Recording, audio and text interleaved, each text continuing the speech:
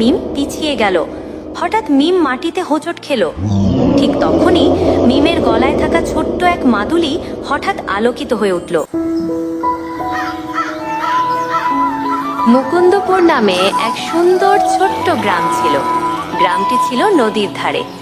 চারপাশে সবুজ ধানক্ষেত, পাখির কলতান আর শান্ত বাতাস। সেই গ্রামের এক কোণে থাকতেন রফিক মিয়া ও তার স্ত্রী মেহজাবিন, আর তাদের আদরের দুই সোনামণি রিফাত আর মিম। রিফাতের বয়স 10 আর মিমের বয়স 8। দুজনেই ছিল বুদ্ধিমান, কৌতূহলী আর প্রাণবন্ত। প্রতিদিন সকালে তারা মাঠে যেত, বাবাকে ফসল কাটতে সাহায্য করত, পুকুরে মাছ দেখত আর বিকেলে খেলাধুলা করত। তাদের মা সব সময় সাবধান করে দিতেন,